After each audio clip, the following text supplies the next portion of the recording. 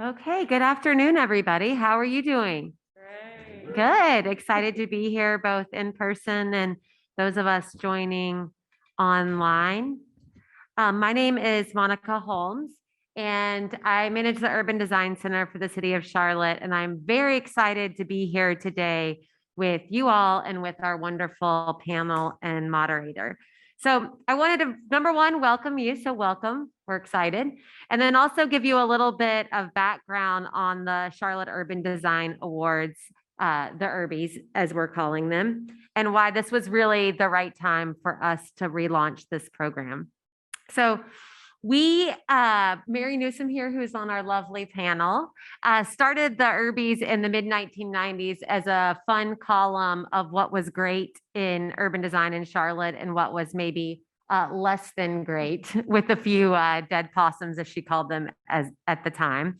And they became an annual tradition, really more tongue-in-cheek as a newspaper article. And so that tradition lived on. Mary went on to UNCC and then is now retired and a novelist. But we decided, once we got the Charlotte Urban Design Center up and running, that it was the right time to bring back the Urban Design Awards and bring UNCC to the table as a partnership between our two organizations to really celebrate the great things going on in the city of Charlotte and inspire the future of urban design in our city. So we're very excited. Last night was our very first award ceremony. We had it outside at the Charlotte Urban Design Center in South End. We had all of the winners there. We were able to celebrate and really kick off what we see as an annual event. So first annual last night, first annual panel today that you guys get to be a part of, and we look forward to doing it again next year. So I'm going to quickly introduce our wonderful moderator, Sekou Cooke here, and then I will introduce our jury and turn it over to Sekou. So Sekou here is the Urban Design Program Director. Welcome. We're very excited to have you in the city. Beth Poovey, who's on our panel today, is a principal with LandDesign, and she runs the public space studio for the firm. Mary Newsom here is a former Charlotte Observer writer, former staff of the UNCC Urban Institute, and now a novelist and a longtime urban critic, which we have appreciated and has really served as some soul for our city. Next to her is Deb Ryan, who is a professor of urban design here at UNCC and architecture. Ike Heard, next to her, runs Heard Systems and is a former professor at UNCC and an economic development extraordinaire. And some new things I learned about you is your longtime influence over the city and making it the best place that it could be, starting. Keep it quiet, is what he said. Keep it quiet. Your story will get out, we know it will. And then finally, we have Clayton Sealey, who is with CLT Development. He's the Chief Creative Officer and CEO. Follow him on Twitter, on Instagram. Lots of great, fresh urban critic on the end. So him and Mary have been exchanging tips along the way here. So we look forward to a lively panel today. I'm going to turn it over to Sekou to get us started with the moderation. Thank you for being here. And let's keep it lively and interesting of why we get to celebrate urban design in the city.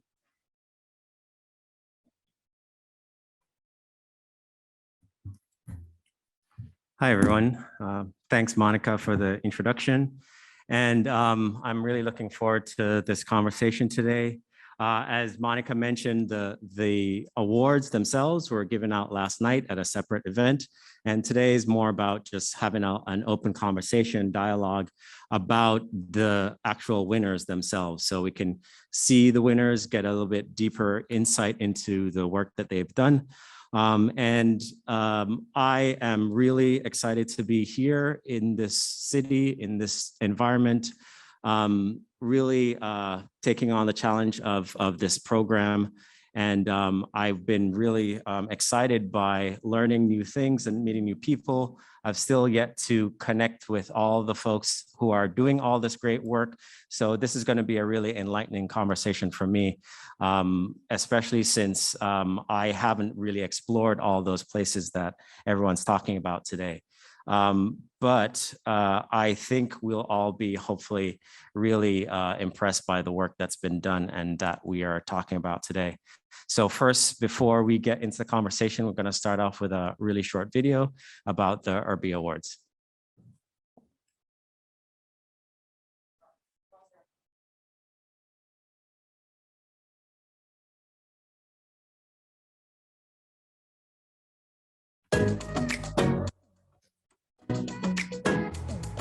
Urban design is the most immersive and largest art form there is. And it ranges in scale from the design of a bus shelter to the grid of a city's streets. It includes things like urban open space, creating public parks for people, and also the design of the steps along the park that lead into the homes that surround it. The Charlotte Urban Design Awards, or Urbies, is a new program that elevates the importance of excellent urban design in Charlotte and encourages community discussion around what makes for unique and great places.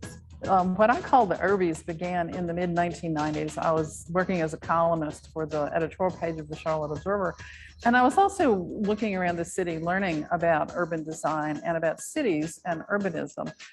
A diverse 10-member community jury selects award recipients for categories such as Great 10-Minute Neighborhoods, Great Placemaking, Great Student Projects, and the Crown Jewel. You know, I feel like with a great group of stakeholders that we have currently as jurors, I think we have the opportunity to educate and work with the community and actually enhance our community as a whole. The 2021 award winners: Great Transit Trail-Oriented Development, the Metropolitan; Great 10-Minute Neighborhoods, Plaza Midwood; Great Neighborhood Center, NODA; Great Community Activity Center, Camden Road; Great New Life for an Old Place, Optimist Hall; Great Public Space, Sugar Creek Greenway; Great Placemaking, Camp North End; Great Street, Tryon Street; Great Street Redesign, 9th Street; Great Street Action, Black Lives Matter Mural; Great Urban Architecture, the Rail Yard; Great Neighborhood Activism, Daryl Gaston, in memoriam; Great Student Project, Queens Park Proposal, Norfolk Southern Rail Yard Design; the Crown Jewel, Historic West End Initiatives; Great Urban Design Champion, Hugh McCall, Harvey Gant. People attach value to a community. It's often the value they attach to the design, how it makes them feel, whether it makes them feel comfortable or it makes them feel like, this is not a place I want to be again. But people not only notice the quality of designs, they also notice the diversity of it. What I'm excited about is that the conversations we had as the jury are going to find their way into the public realm so that more people can understand what the qualities are we value in terms of creating a great livable city. The Charlotte Urban Design Awards is sponsored by the City of Charlotte, Charlotte Urban Design Center, and the University of North Carolina at Charlotte School of Architecture. Thanks. So with that, we'll get the conversation started, and I'll ask a series of questions really designed to open up the conversation about the winners themselves. So the first question is going to go to Deb Ryan, who is the chair of the jury, and it's really about creating better design places all over Charlotte. And if you were to, when you're thinking about that, if you could wave a magic wand to bring those better places to Charlotte, what are the things that you'd make sure that we would be looking for, that we weren't missed, that we would double down on? And how can you talk to some of the awardees that might exemplify those qualities? Thanks, Sekou. Look, I think perhaps some of the most important spaces in cities are their streets, and we sometimes overlook the importance of them. And so I want to take a step back for a second just to explain how we ended up where we are. So, back in the early 1900s, North Carolina didn't have much in terms of transportation infrastructure. Most of the streets were not paved, they were muddy, and it was really hard to get goods to market or people from town to town. And so in the 1920s, North Carolina became what was called the Good Road State. And we actually have more state-owned highways than any other state in the nation. So we have a lot of roads that the state controls. And so that was a really, really good thing in the 1920s. Unfortunately, they took the mentality of moving cars as quickly as possible through the countryside into the city. And so many of the roads that you see today in the city are state highways. And that can be problematic, because while we as urban designers want to think about streets as places for people to live their lives, an awful lot of folks just think of them as places to drive upon. So from an urban design perspective, we want to begin to think about which streets are more than just places to move vehicles. And so we chose for an Urbie Award, we chose Tryon Street, which may or may not be an obvious awardee. So Tryon Street is our main street here in Charlotte. And early on, I remember when I moved here in the 1980s, it was really a place with just mostly banks, bank lobbies and offices lining the street. But yet at the same time, it was a place that had nice paving and great big trees and bus stops, bus shelters. So it had the beginning of being a great street. And then over time, as Uptown has gotten more folks living here and different kinds of land uses other than banks, then now we have restaurants and outdoor cafes and bars that have begun to line what was once just a banking street.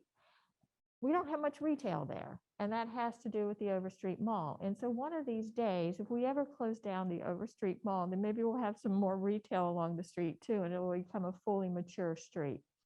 But in terms of a main street for a major urban city, it's not too bad. And certainly it's a beautiful and pleasant place to be. And so we wanted to give it an Urbie because of that.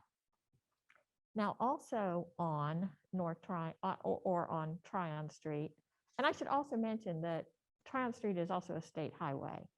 So, we were able to beat back the North Carolina DOT and be able to maintain a street that was also good for pedestrians.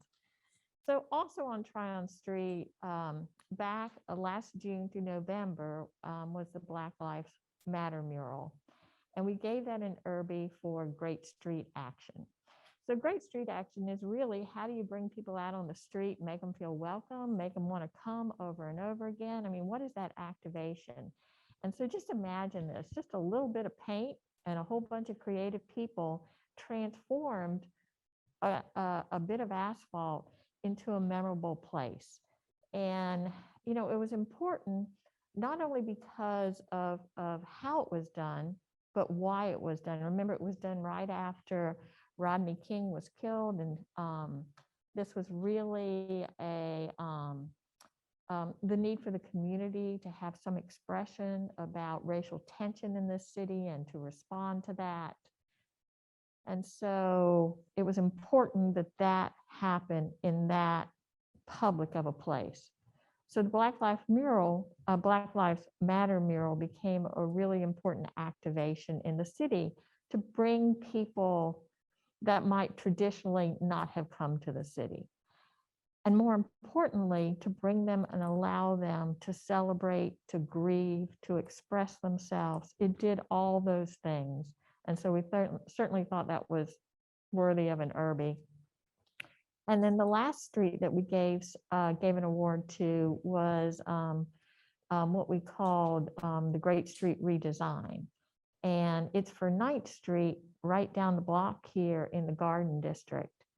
So the Garden District, and for those of you who haven't been around Charlotte for very long, it's kind of hard to tell that that used to be a public housing project called Earl Village. And it was a public housing project built in the time of segregation, built just for Black people to live in. Over time, through no fault of their own, through really neglect and a lack of investment, it became a fairly rundown place.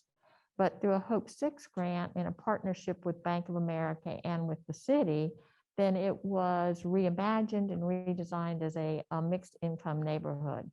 It was the first Hope 6 grant we had in Charlotte, and you can imagine the concern of it as a sociological experiment where people of different incomes would live side by side and different races would live side by side. And it doesn't seem like a big deal to talk about that today, but back in the 1990s when this was being done, it was pretty, it was pretty innovative, pretty scary, and a lot of people were taking a chance. As a component of the master plan, the redesign of that area, the streets were also redesigned as well. And so 9th Street, the section we're talking about is the section that has really the green space in the center.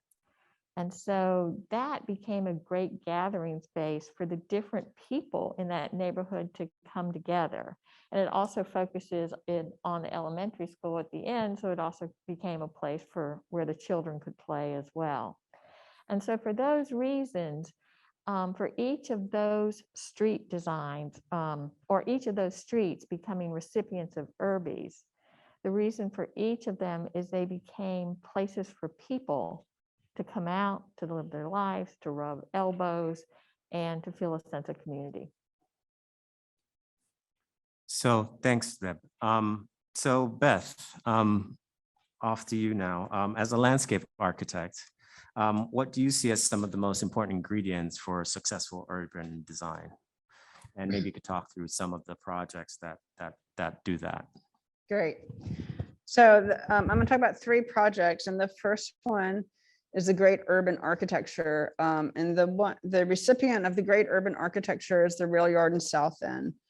And so that project has, I think, 3 components that really make it stand out, that are worthy to talk about. And one is like the materials.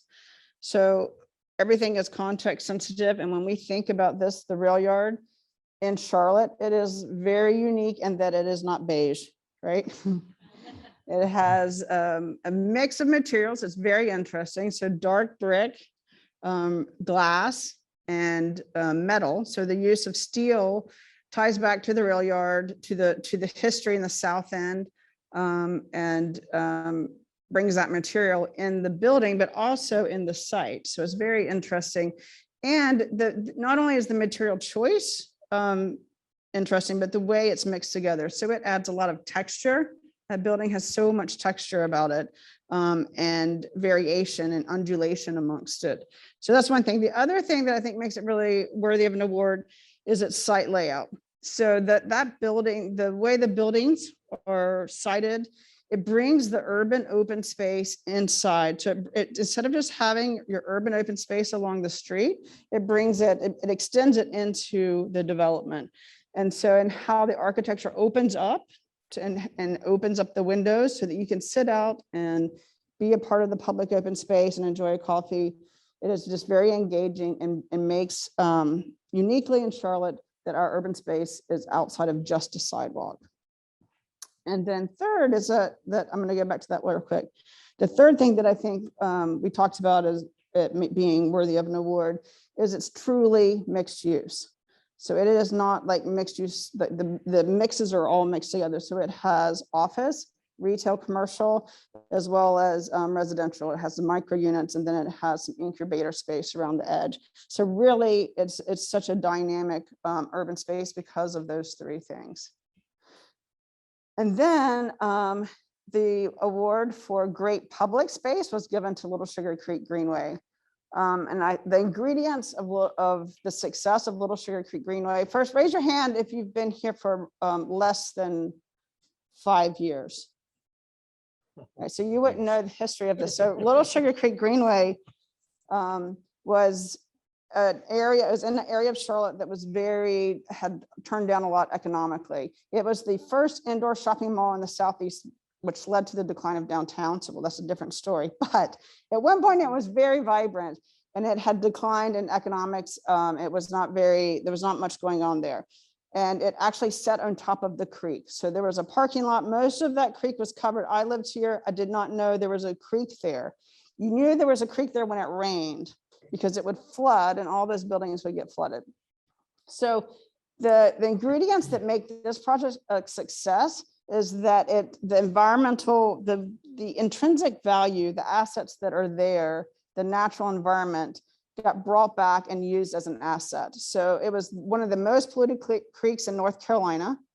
The departments, the Stormwater Services, Mecklenburg County Park and Recreation, and developers all worked together to clean that water and do a stream restoration, as well as create this great urban space.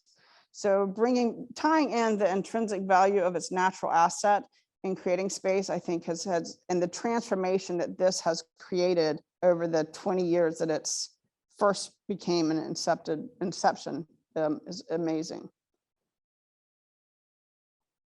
And so these are just some of the pictures before. You can see the parking lot on top of the creek. So what? So this is my project, so I could talk about it forever. I did not vote for this. I excluded myself, but which leads me to the next award, which is adjacent to this, which if you don't know is the Metropolitan. So great trail transit oriented development is the Metropolitan. So this is a very, also, it's it's been around for 15 years, which is hard to believe. But it was one of the first projects that was four-sided development. So the development had to have a face on all four sides. Usually you have a back. And so how do you do that? And this was one of the first examples. And really trying to take a greenway, a trail as a front yard versus the back. Up until this point in Charlotte, all development, mainly residential, had turned their back to any of our creeks and our greenways and our trails. So this was the first one, and there was a lot of effort between the developer, the leasees, and the county to talk about how that relationship should happen, so that as a blurring of property lines, you don't actually know what is public property and what is private property. And they actually moved property lines to make this flow a lot better. It was also, I would say, the Trader Joe's. It was the first shopping mall that had structured parking in Charlotte. So there's a lot of first of that have led to other examples that we now see across Charlotte, like the South End Rail Trail, like how residential can now face trails. This was the first model. So it was it was the leader of its time. So that's the ingredients. Thank you. Thanks, Beth. So I'll hop over to Ike now and ask him a question about leadership in getting some of these projects done. So can you talk to us about some of these awards that were given to projects that had vision, foresight, and have really enabled good urban design through their leadership?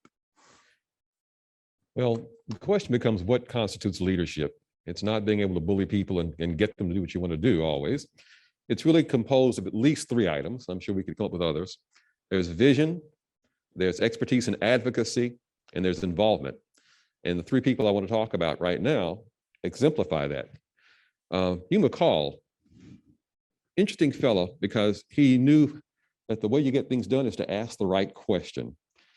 The best example of that was in about 1978, he was asking the question, what can we do to make this a world-class bank?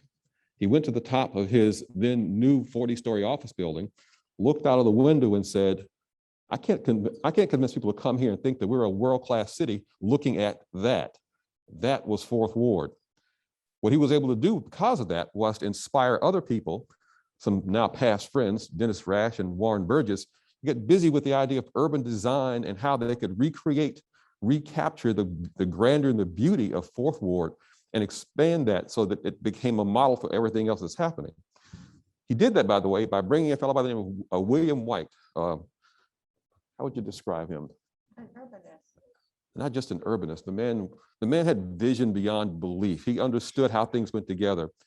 Now, William White was from New York City, and they brought him down here in July and walked him along Tryon Street.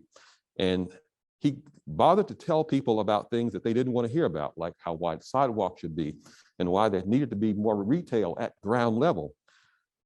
He also asked a question which turned out to be a basis of a project for a class we had. He made the comment, he says, if we're going to put wider sidewalks here, every foot of my building footprint you take off is something that's not making any money. So tell me how wide these sidewalks ought to be. We were able at that point to put together a class that actually went down. I had to actually get special dispensation for this. Rather than having them sit in the classroom, we went out and we did a pedestrian trip generation study around the then uptown office buildings and came back with a series of recommendations for how wide the sidewalk should be and how big the plaza should be. And so your 15-foot wide sidewalks are because of a UNC class project. And we also talked about the size of the plazas out front. And even though he never knew it, we went back and measured the plaza, and it turned out to be exactly what the class had calculated. But it's having that vision and understanding how that works. Now, as for Harvey Gantt, he was an expert who was also an advocate. He was able to raise the consciousness of people about the seriousness of design through a concept both of his personal work, as well as the fact that he kept asking questions and pushing people at the city council.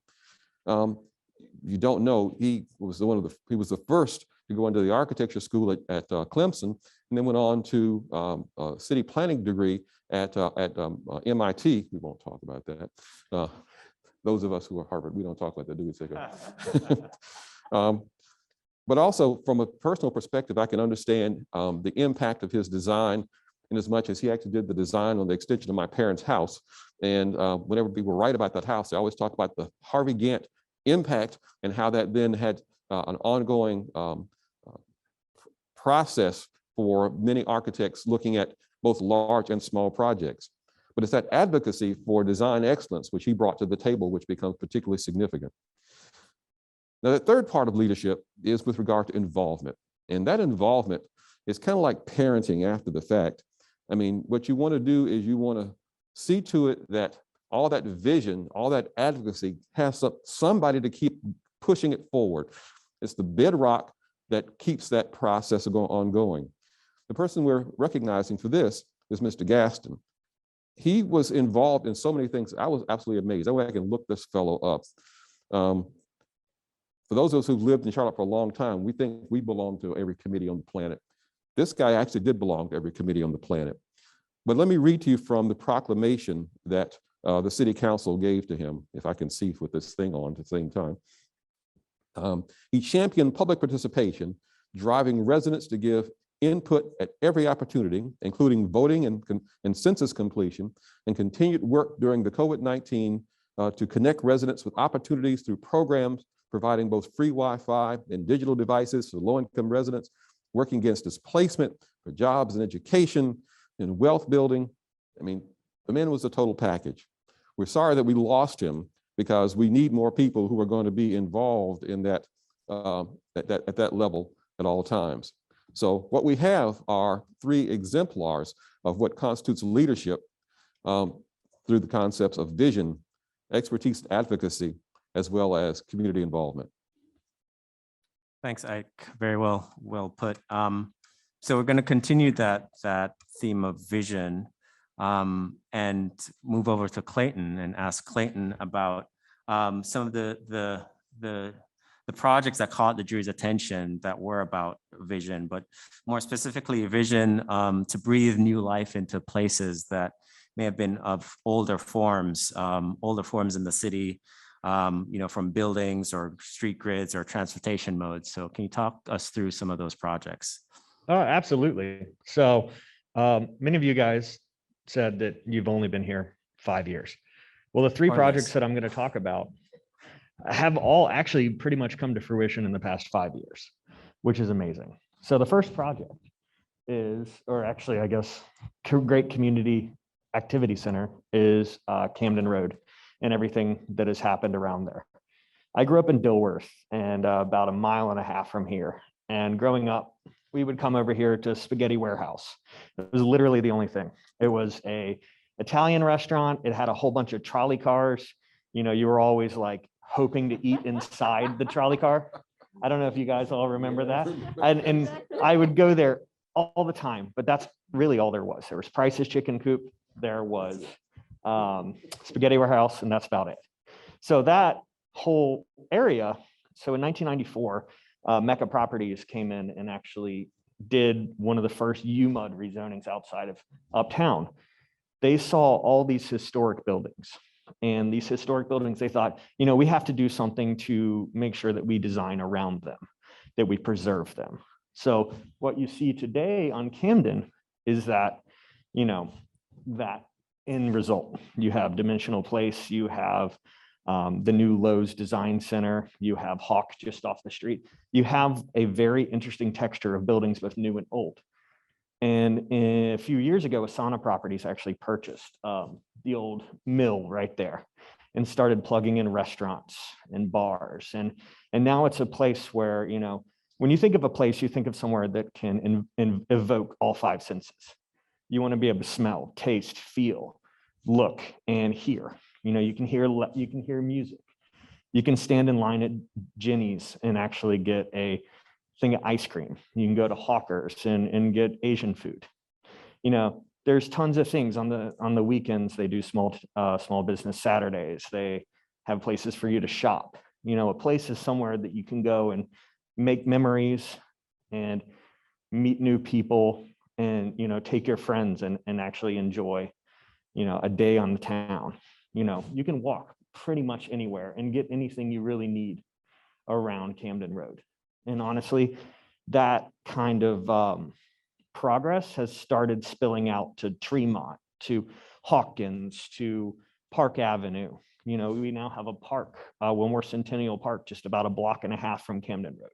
It has built a community, and people give South End a lot of flack, but during the pandemic, if you walked around uptown, you didn't see very many people. If you walked around South End, you see that is the urban future of Charlotte, because it was always full of people walking their dogs, people walking to the store, people going about their daily lives because it was there. People were, able to actually enjoy everything about it, even during the circumstances that we were in. So let's talk about the next one. This also. So let me think. 5 years ago, I remember hearing about this project and riding by. Never had even been past it because I had never really had a reason to go down that street. I always went down North Davidson. And it was this big blue corrugated metal building. And there was no features, no anything. People had taken the original structure and just built on it piecemeal. And then they started tearing back those layers. And what they found was 20-foot tall windows and clerestory windows, this beautiful brick structure that, they used to just knit and make textiles in. When you go there now, you're greeted by the sound of laughter and talking and music and smells of all the dozens of food stalls that are there. People make memories here. People have fun here. I mean, look at all the seating. This is something when I was a kid, we never ate outdoors. There was not al fresco dining in Charlotte. It was just something you really didn't do. It was against the law. And now I come back, and I actually moved away to Brooklyn for 12 years and came, when I left for Brooklyn, the light rail had just started, or actually just opened. The last thing I did in Charlotte before I moved to Brooklyn was ride the light rail for the first time. And you see the result of the transit-oriented development. You can walk to the train here. And this has, Optimus Hall has a office for Duke. Duke's Innovation Hub is there. It has led to probably 1,000 apartments in development. It has actually established a new center of gravity in a neighborhood that hadn't actually had it before. Optimus Park, the neighborhood that it was in, was actually one of the first Habitat for Humanity communities in the country. It was, spearheaded by Jimmy Carter, and it was really a big deal. And that's kind of the homes you see that are there now. They never really had a catalyst. It's not like your normal mill neighborhoods in the area. It's a very, there was a mill neighborhood there, I believe, at some point. And then it became a habitat community. And now there's a center of employment, a center for commerce, a place for people to go, and it's really going to do nothing but great for the community. And the last one is my favorite. This is 76 acres of property. It was once a Ford factory. They once built amphibious vehicles called Gemagoats there. And it was also a missile factory. So camp is, it means basically, it means it's a missile facility that they actually made. But I love this place because, you walk in and it's enormous and there's so much possibility. And there was, back before they bought it, it was basically an Eckerd's facility and then Rite Aid at some point. You can actually walk around and still see Eckerd's signs. There's not very many of those left in the country. And what they've done for placemaking, and placemaking is really about the visual aspect. It's about seeing something great and being able to interact with it. Right here, they created a beach. There's not many beaches in Charlotte. You can go to Lake Norman or Lake Wiley. There's a couple beaches there, but they created a beach in the middle of an industrial complex that has become a place for small businesses, for creatives. Now they're building their first multifamily building. Right after that, they're going to build their second multifamily building. You have Ally Bank has their innovation center here. There's tons of great stuff happening here. And the place aspect of it is just, you want to be able to interact with it. Like I said before, have the 5 senses be evoked by it. And, with restaurants, I don't know if you guys have been to Leah and Louise. How many people have been to Leah and Louise? Okay, everyone else, go to Leah and Louise. There's just so much cool stuff. Walking down Keswick Avenue, seeing the trusses that are up in the sky, it's just completely different. And, this kind of placemaking should be happening throughout the city. And, as urban designers, in the future, this is the kind of stuff that we should strive to create. Thanks, Clayton. So Mary, moving over to you, giving you a question about urban design, both timeless and evolutionary. So can you share with us some of the projects that the jury selected that speak to some of those ideas that inspire good design? I'll be happy to. I do want, before I start, to just give a big welcome to a member of the UNC Charlotte Board of Trustees who's in the audience. I'm so glad you could make it. Thank you, David Mildenberg. He's also a journalist. So be careful what you say. And also just clarify that Monica said I'm a novelist. Well, I'm a would-be novelist. I am attempting to write a novel that I hope will someday be published. But so NODA, I mean, Clayton, you talked about memory, and I think that's a thread that we're going to pick up on throughout our comments. I first saw the neighborhood now known as NODA back when it was called North Charlotte, and it was a specific neighborhood. The Charlotte Observer style book referenced it. You had to have the capital N for North Charlotte to show that it was a neighborhood. And if you just had a lowercase n, it just meant any place in the north part of the city. I went there in like 1978 or 79. Somebody had said there was a bakery there. And I think it's now where Boudreaux's is. But it was really down at the heels. There was an X-rated theater, which I think has now become the neighborhood theater. But you could tell, you could just feel, you could just feel that this was a place where people had lived and things had happened. It was clearly a mill neighborhood and the houses were tiny. People had mean dogs chained in their yards. But it was just a place. It was a place. And over time, it has grown into a different kind of place, but it's still a place that holds those memories. I don't know what is where Cabo Fish Taco was anyway. That is now grocery. Okay.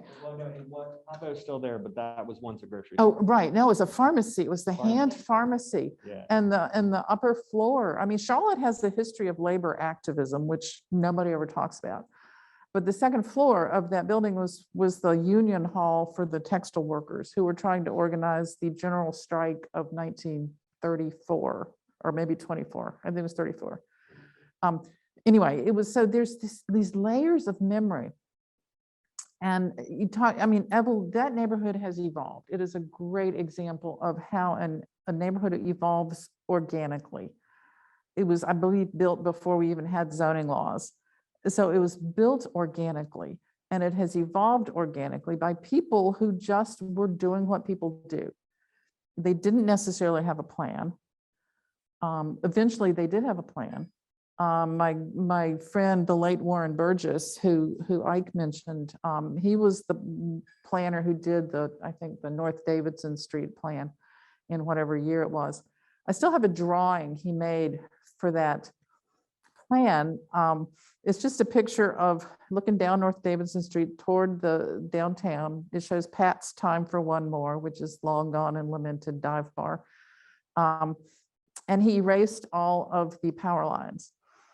So you look at it and you go, well, there's something different about it. And you realize the power lines are gone, which basically leads to a point about a neighborhood like that, which is that the sidewalks are not long, you know, they don't have those 15-foot sidewalks. You have to kind of wedge your way around the light poles. It still has those ugly power lines. I mean, if you were designing a neighborhood city as an urban designer, you would design wider sidewalks, you'd put in trees, you know, you would do it differently. But the place has, one of the things, you don't really need all those things. They make it a better place for sure. And if you were building it from scratch, you'd want those things, but it doesn't need those things. What it needs is the memory, the evolution. The old buildings are incredibly important because they have allowed people, they have transitioned over time, but the buildings themselves are what make NODA. So I really hope that, you know, we as a city, as a civic activist can help preserve the buildings that make NODA, and that the new places that are going to get added will help it and not destroy it. And my big worry is that too much glitzy development will destroy it. So the great 10-minute neighborhood, Plaza Midwood, I lived there. I moved there less than a year ago. We actually had too many Plaza Midwood people on the jury, but we decided we didn't need to recuse ourselves. But there were other people had, you know, everybody talked. And Plaza Midwood is another place that has evolved over time. The side, the center part, you know, the Plaza Central Neighborhood District, sidewalks are crappy, but it's so much fun to be there. And it's fun because they have old buildings that have allowed dive bars and restaurants and funky old stores and, you know, tattoo parlors, and new buildings. Some of them are new, but they fit in well to the neighborhood. Technically, I don't think it's 10 minutes unless you're riding your bicycle. I mean, I can walk to just about everything I need except for a really good light rail stop in 15 minutes. You know, the only thing that in there, I think, is a hardware store. I mean, it evolved organically, but it is changing and growing. And again, I hope there's a way that the city and city policies can figure out how to protect what makes it special and allow what gets built new to not destroy the old. So the next one, the Great Student Project. This was Deb's students.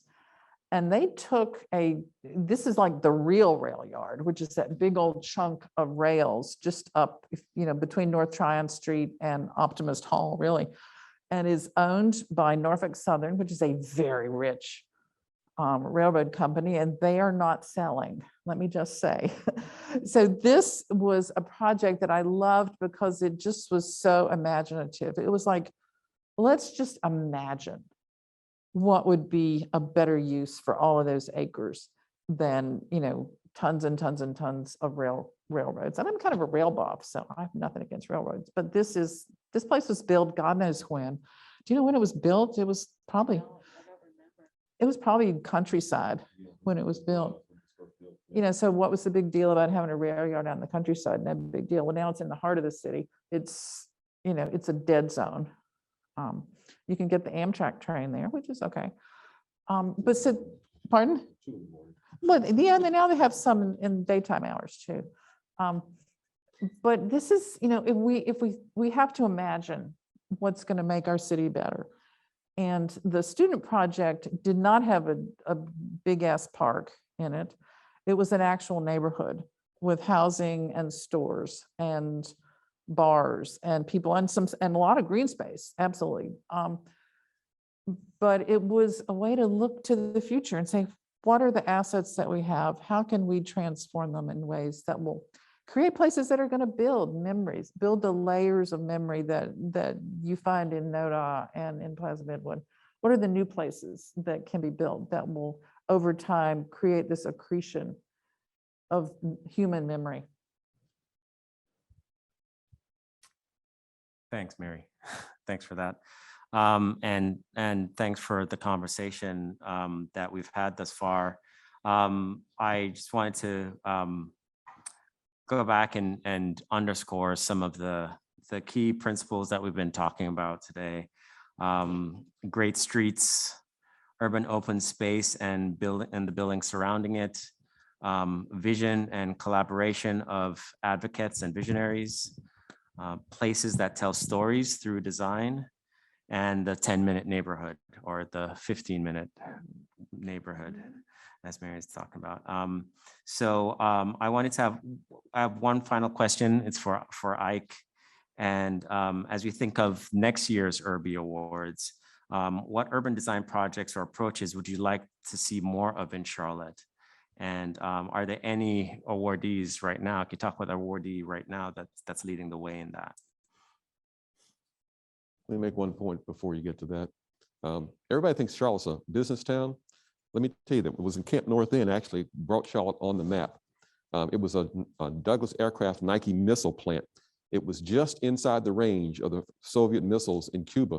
And so the first time Charlotte got nationally recognized when they noted that Charlotte was actually potentially a target during the Cuban Missile Crisis. But other than that, everything's cool.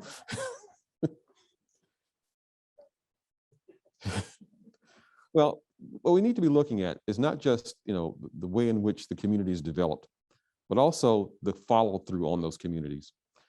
One of the groups that we really need to talk in terms of places such as the West End. The West End is a continuation of a process that began back in the 1980s.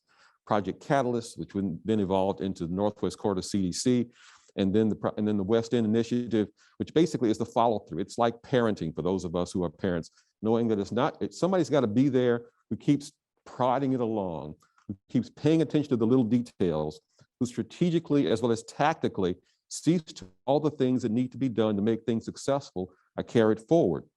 Now, this is built on the backs of those people who have been leaders, because it turns out that it was Hugh McCall and Harvey Gantt working with a fellow by the name of Bob Albright, who was the president at Johnson C. Smith, who by the way just died last week, who got this whole process started.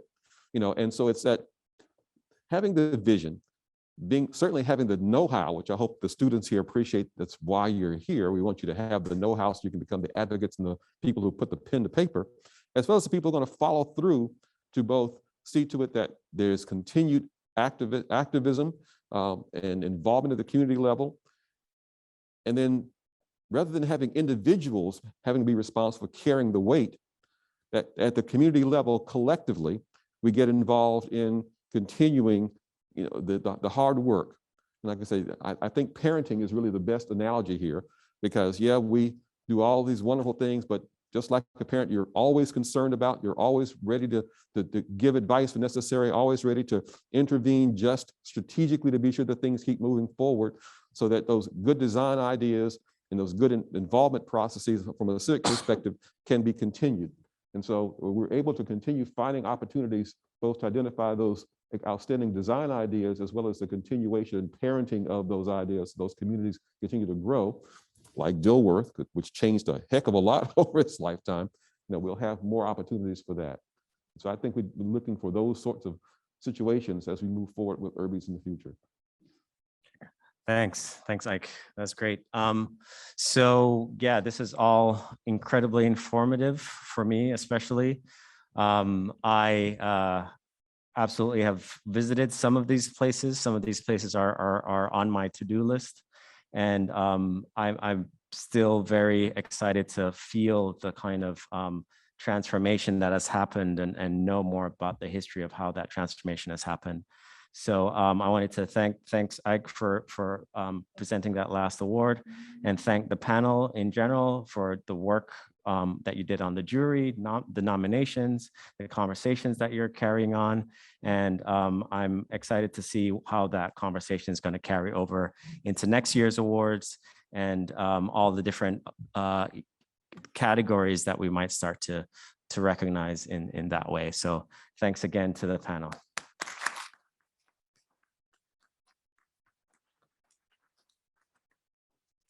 And now I'll bring back up Monica to close us out.